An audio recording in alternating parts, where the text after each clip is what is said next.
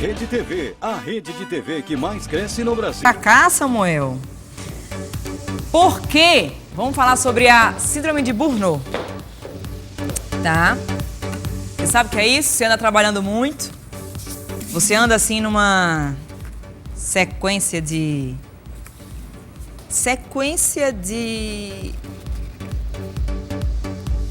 cansaço, seria isso?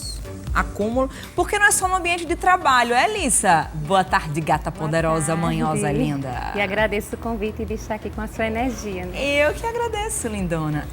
É só pra quem tá no ambiente de trabalho ou aquela pessoa que em casa morre de trabalhar também? Porque a pessoa morre, né? Normalmente tem a ver com o estado de estresse, de excesso profissional. Mas isso não quer dizer que você está totalmente dissociado do seu ambiente familiar, que até porque, se a gente observar, o burnout ou burnout, porque vem de um termo inglês, né? To burn out, queimado por completo. Você imagina um palito de fósforo, quando você acende, que fica totalmente em combustão. Sim. É isso que vai acontecer com o ser humano, o esgotamento físico, psíquico e mental. É um total esgotamento. E é um esgotamento que quer dizer o quê? É um esgotamento psíquico de caráter depressivo, né? E aí, normalmente, o ser humano não tem só a função laboral, mas ele tem a função também do seu âmbito familiar.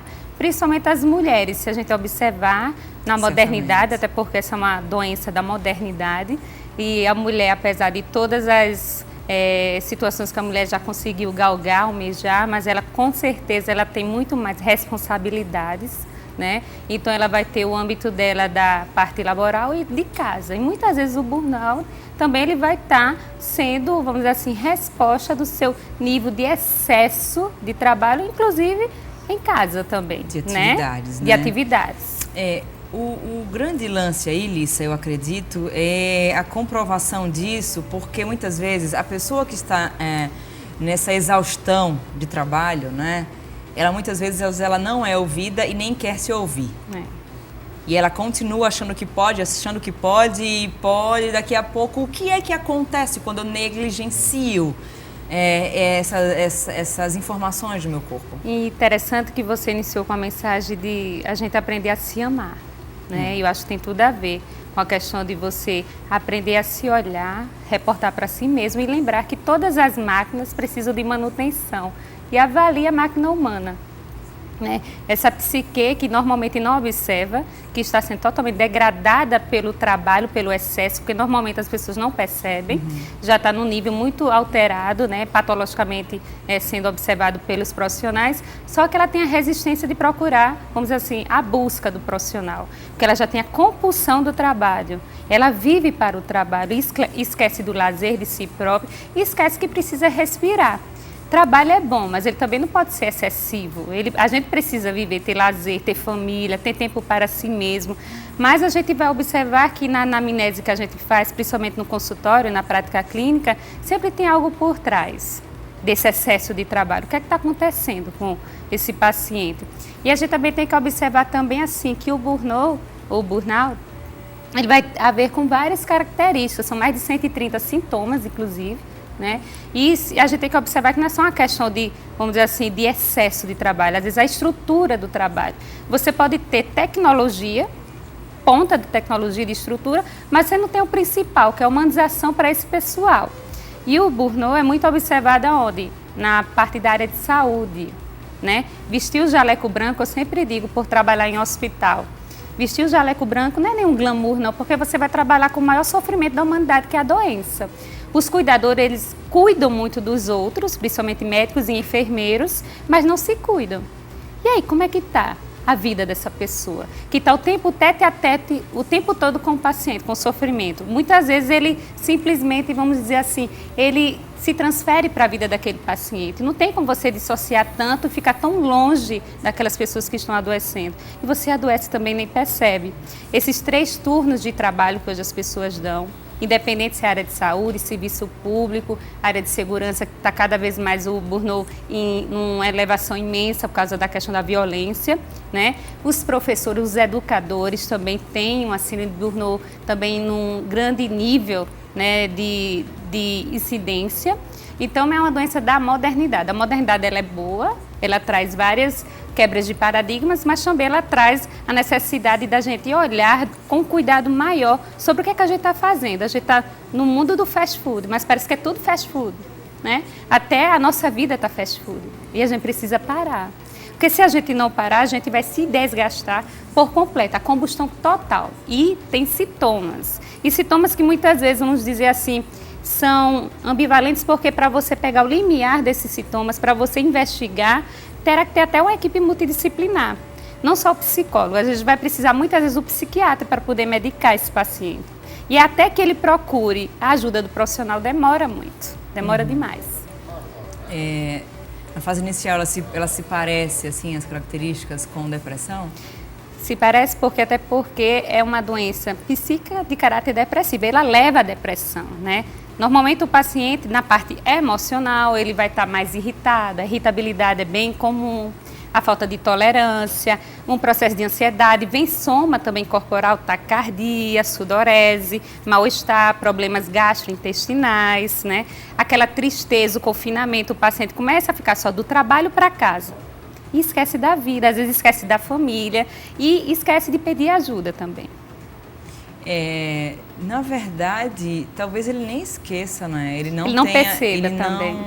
Ele não sabe que precisa de ajuda. Pedir ajuda, né? Até porque existe a questão da resistência. Repita aí as características, porque para você que está em casa, escutar bem direitinho, porque se for o seu caso, existem várias saídas, tá bom? O que é que esse paciente ele apresenta, normalmente, Alissa? irritabilidade frequente. Outra coisa, a ansiedade, processo de ansiedade, taquicardia, sudorese, problemas gastrointestinais, né? Ele sempre está apresentando dores de cabeça agudas, frequentes, tipo enxaquecas, né? E aí ele sempre vai associar a outras patologias, menos a questão de precisar parar. Tem até essa exaustão total, aquele cansaço, aquela fadiga. Você quer só ficar do trabalho para casa. É você que está nos assistindo? É você que está em casa aí assistindo? Parou, não sei porquê, e está ouvindo essa entrevista? Pode ser você. Nessa hora, essa síndrome, muitas vezes, é o de menos. Porque nessa hora, nesse pico de estresse, muitas coisas ruins acontecem, não é? E somente quando você chega no hospital, muitas vezes apagado, é que você vai se dar conta e os seus pares vão entender que você estava clamando por socorro e o negócio não veio. Ou você não soube informar, ou, não é? Porque nessa hora pode acontecer um AVC, você pode infartar, você pode chegar a óbito, pode, seu corpo pode não resistir e você pode ir embora. Verdade, até porque é a combustão total, física e psíquica. E se a gente perceber, muitos apresentam pressão alta, né? A questão da pressão alta, até por falta de cuidado de si mesmo, né? Eles cuidam dos outros, mas não se cuidam, né? Não percebem esses sintomas, mas pode prevenir. Tem como prevenir, tem como ter cura também, né? O burnout, se você tiver realmente a observação de si próprio, você tem 3 categorias que você pode chegar a prevenir. Primeiro que é a categoria individual, de você se colocar e observar os seus comportamentos, seu estilo de vida, né? E procurar ajuda para poder diminuir o ritmo, que é tão difícil nessa loucura da modernidade. O segundo é a parte, vamos dizer assim, da parte do grupo. E você pedir ajuda aos seus colegas, né? De observar o que é que tem por fora e também olhar para si mesmo. E a parte organizacional, que é das empresas. As empresas tomar alguma estratégia de reorganização desses profissionais, de humanizar essa situação e trazer uma estrutura que seja compatível. Mas se a gente observar um pouco na área de saúde, eles ainda são mais, vamos dizer assim, infelizmente, assertivos nessa situação. Por quê? Porque muitas vezes tem a impotência, dependendo da situação do âmbito de saúde. Os médicos, principalmente, eles muitas vezes querem fazer o máximo pelo aquele paciente, independente, vamos dizer assim, do local que eles estão trabalhando. E muitas vezes não tem condição. E você imagina a parte emocional de um profissional desse que quer fazer de tudo por aquele paciente e não pode. Aí vem a questão não só de estrutura, mas a questão da impotência. E aí a gente vai ter que lembrar a esses profissionais que ele tem limite, E que ele vai fazer o máximo que ele pode. Principalmente as questões dos óbitos dos pacientes também. Você viver vida e morte o tempo todo. Você viver aquela situação o tempo todo que muitas vezes você não está preparado para vivenciar. A gente vê muito isso nos profissionais de saúde. Nos profissionais também de segurança pública. A questão da violência, a gente vê a questão de morte iminente o tempo todo. A falta de estrutura. Então, isso tudo vem um misto. E aí, aquele ser humano fica totalmente na combustão total. Né? Muito bem, a gente tem participação ao vivo. Alô, boa tarde. Tínhamos participação ao vivo. Lissa, como é que ao chegar, foi feita a anamnese e descobriu que está com a síndrome e daí, a partir desse momento, o que é que pode ser feito? A gente vai desenhar... Primeiro vai dizer, pare! A gente vai desenhar, né, todo um planejamento desse tratamento. E a gente vai observar que a psicologia sozinha não vai dar conta. Com certeza. Né? A gente vai precisar do psiquiatra para medicar esse paciente, né? Porque a gente sabe que existe o limite de todos os profissionais. Nem sempre, né, Lissa? Eu sou da turma que vou na medicação a isso no último recurso. Mas aí dependendo do, vamos dizer assim, da situação, porque quando chega em burnout já vem muito grave. Né? E a gente lembra-se que a nossa máquina humana, o cérebro, ele muitas vezes tem uma neuroquímica cerebral que sai do equilíbrio. Sim. E sozinha na terapia convencional clínica não vai dar conta. E a gente precisa trazer esse paciente o mais rápido possível para o equilíbrio. Até porque para não chegar numa situação de uma depressão grave, questões de ideação suicida, entre outras. E a gente não vai fazer isso com o ser humano, a gente vai correr atrás da vida dele. Claro. Né? A responsabilidade é nossa. Então, assim, a gente vai mostrando os caminhos, mas existe a resistência do paciente. Muitas vezes, achar que vai ficar dependente químico de um, vamos dizer assim, de um medicamento. Mas não é assim, até porque hoje a própria psiquiatria, ela trabalha com fármacos muito bons mesmo, que não vão dar essa questão da, vamos dizer assim, da dependência. É muito melhor do que ele vai procurar saídas como álcool ou outras drogas, porque acontece muito no burnout. Ele vai procurar muitas vezes o álcool para poder relaxar, para poder esquecer aquilo que ele está passando. Isso é uma saída muito vazia, até porque existe outro tipo de compulsão que é a química, né? E se você não tiver com os profissionais, vamos dizer assim, orientados e qualificados para isso, muitas vezes você vai ir por um barco que não tem saída. Né? Lissa, tem uma pessoa dizendo aqui que você é a melhor psicóloga que ela conhece, a Liliane. Nossa Senhora, obrigada, gente. Lissa é a melhor psicóloga que eu conheço. Gente, obrigada. Muito bem, essa é a melhor psicóloga que a Lili conhece e a gente ama. Lissa, tem mais alguma orientação sobre o tema? Eu acho que o principal de hoje é a gente lembrar que nós somos seres humanos. Isso, muito bom. E um ser biopsicossócio-espiritual, porque da primeira palavra que você utilizou da sua mensagem, eu adoro escutar suas mensagens de verdade, sempre passa uma mensagem de fundamento para as pessoas que estão assistindo aqui na TV e lembrar que por ser seres humanos, a gente tem que procurar Deus o tempo todo, para aqueles que realmente acreditam, né? E procurar a questão bio, a vida, psíquico. A gente não tem como fragmentar a mente do corpo, social, a gente está o tempo todo interrelacionando uns com os outros e procurar dar qualidade de vida no trabalho. Somos seres humanos. Todos os empresários, gestores que estão assistindo, deem qualidade de vida aos seus profissionais, né? Porque pode ser você o próximo a ter burnout também. É verdade. Né? E eu queria que você, com toda a sua competência, falasse aí para as mães. Eu vou sempre puxar ali pro meu lado, né, gente? Porque esse primeiro momento aí, quando tem bebê, as mães, muitas entram, isso é mascarado colapso, porque, né? Não é? É mascarado, é depressão, é uma tristeza que até lembra uma depressão, e isso é abafado porque não pode, porque tem um bebê lindo ali, a mãe não pode sentir essas coisas. Não é assim, mães que nos assistem agora? Toda vez que a gente fala nesse tema, eu recebo muito feedback, né, de mulheres que estão assim sobrecarregadas, e que não tem como respirar, não tem ajuda, não tem auxílio, e que nesse momento elas têm que ser aquelas mães de revista, que é uma mentira, que é uma grande farsa, e que mãe de verdade, que cada mãe nem toda mãe é mãe, não é? Então aquelas que se dedicam, que vivem esse processo, muitas vezes pagam um preço bem alto, né? E que elas podem sim ficar tristes, podem sim e se alegrar ao mesmo tempo. Explica aí para quem está em casa, Alissa. Na verdade, o ser mãe é aquele, primeiramente, que adota o seu filho biológico. Pode ser biológico ou adotivo, né? No seu filho de sangue. Mas para ser mãe, tem que vir com toda essa conjectura, toda essa problemática, porque não é tão padecer no paraíso como as pessoas colocam, né? Na verdade, ser mãe vai muito mais além e a mulher tem que lembrar de descentralizar. Porque a mulher é um ser humano e ela precisa lembrar, ficar bem enfático para ela que ela precisa também ter o tempo para ela. Senão ela vem num colapso mental e físico muito grande desde o momento da gestação. Passar 9 meses com o bebê na barriga não é tão fácil, assim, são muitas mudanças. Desde a mudança corporal que a mulher passa, para a mudança da psique, da mudança das responsabilidades e lembrando que apesar da modernidade, a mulher realmente acatou, assim, recebeu muito mais responsabilidades. Então, as mulheres que estão aqui assistindo, estão gestantes ou vão parir, né, já têm seus filhos, ela lembre de dividir tarefas. Não existe super mulher no sentido de você querer fazer tudo sozinha. Você tem que dividir tarefas. Se existe o pai presente, bota o pai também para fazer. Ele também tem responsabilidade sobre essa criança. Se não tem pai, né, presente, foi só um reprodutor, infelizmente ela vai ter que descentralizar essas tarefas e lembrar que ela precisa do momento para ela.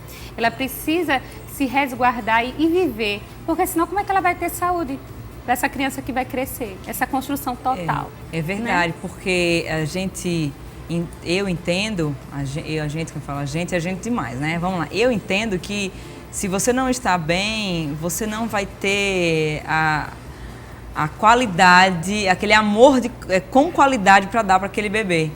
E aquele bebê vai sentir esse estresse do tamanho do mundo, né, Lícia? Ele vai acabar absorvendo tudo isso. Então, se eu tenho um tempo, eu não sei como, porque tem mães que realmente criam sozinhas de verdade, e outra coisa, né? E a mãe não pode ter vergonha de verbalizar suas emoções. Isso, muito bom. A gente sabe que a mulher na gestação, ela muda muito. A puérpera, ela não pode ser vista como uma mulher normal no sentido que mudou tudo, principalmente a questão hormonal, metabólica, a mental, emocional. Então, ela precisa ser escutada. Se ela está sentindo uma angústia muito grande, tem que lembrar que existe a depressão na gestação. Né, durante o período gestacional e pós-gestação. Existem depressões, vamos dizer assim, da gestação, na puérpera, que tem a psicose. Então, a gente tem que ter muito cuidado com essas mulheres que têm vergonha, medo, então, mesmo assim, a questão externa não está permitindo que ela verbalize o que está sentindo. Porque ela precisa ser muito forte, muitas vezes, né? Tem que estar perfeita o tempo todo, não existe ser perfeito, homem nem mulher perfeito. E até o sexo frágil, que é dito frágil, que nós mulheres somos os mais fortes, na verdade. Porque para uma mulher levar um bebê no ventre materno, ela tem que ser muito forte mesmo. Então, se ela precisar chorar, gritar, falar das suas angústias, ela procure não só os amigos, mas um profissional para ajudá-la. É isso mesmo. Ela arrasa, não é? Olha, tem 2 perguntas aí. Uma, se a síndrome de Burnout pode ser associada com outras terapias. Deve. Com certeza, a gente não trabalha só, né? É. A gente não trabalha só, a questão hoje vai ter um fisioterapeuta aqui. Um microfisioterapeuta. Microfisioterapeuta, e é super importante essas terapias do toque, né? A gente lembra da atividade física, que é super importante. Todo ser humano precisa ter atividade física, procurar outras terapias holísticas também, que fazem parte de fazer essa complexidade, de acolher a complexidade do ser humano. A gente nunca está só, a gente vai precisar sempre de uma equipe multi e, por mim, falando de forma interdisciplinar. Eu gosto muito de participar com os outros profissionais para poder entender melhor o meu paciente. De forma global, né? É verdade. Muito bem. Qual é a outra pergunta, Jane? Sim, como lidar com chefes extremamente estressados. Para não desenvolver a síndrome, primeiro saiba quem é você. Saiba quem é você. Porque o que a outra pessoa disser ou jogar sobre você é somente o que é dela. O lixo é dela, né? Por isso que o lixo é dela. Nas empresas a gente tem que fazer todo um treinamento com todos, né? Mas é muito importante que as pessoas reconheçam, né, o seu valor, que saibam quem são, né, Lícia? Eu acho que no momento que a gente começa a se compreender, né, a gente começa a enfrentar a vida com menos dificuldade. E pode vir o que foi mesmo, você vai dizer, o que foi, não estou entendendo. Ele gritando com você, não estou entendendo, não ouço nessa altura. Essa altura aí, para mim, eu não consigo dialogar, querido. É de igual para igual, não existe ninguém melhor do que ninguém nesse universo, não. Quem tiver com essa autoridade toda vai perder, porque o mundo é uma roda gigante, sempre falo isso aqui. O dia tá lá em cima, na ordem natural da vida, ela vai ter que descer em algum momento para aprender, aí depois sobe de novo, depois desce novamente, tá? Não existe esse medo que há em você, desse chefe aí. Quem tem chefe é índio, tá? Dessa pessoa aí que tá aí no seu ambiente de trabalho. Você é igualzinha a ela, igualzinha. Ela pode estar aí situação que pode estar se achando, porque um líder de verdade, ele é de igual para igual aqui, ó, não tem problema nenhum com ninguém, muito pelo contrário. Ele se diminui muitas vezes, né, Lícia? Verdade, em vez de crescer, ele se diminui para que o outro cresça. Isso é que é um líder. É porque a vida é uma eterna aprendizagem. Exatamente. Né? Uma pessoa ajuda a soma da outra. Acho que não existe ninguém melhor do que ninguém. Não existe. E às vezes é justamente com um líder, ou então, na verdade, com um chefe desse, que é uma pessoa muito rude, mas por dentro, muitas vezes, é ele que precisa de muita ajuda. Pois é, né? Por isso que fica, ó, não entre nessa vibe de medinho dele, não. Porque essa pessoa, Lícia, perfeito. É igual, entendeu? Do mesmo jeitinho que você tem seus probleminhas, ele tem também, pode ter muito mais que você. Só que ele não sabe verbalizar isso, né? E não sabe pedir ajuda. Lícia Dantas, gata poderosa. Gente, toda vez que ela vem aqui, ela me traz um presente pra mim. A presença dela. Obrigada, Lícia. Obrigada Deus a vocês. abençoe, viu? Eu vou pro intervalo comercial. Antes de ir pro intervalo, eu quero lembrar pra você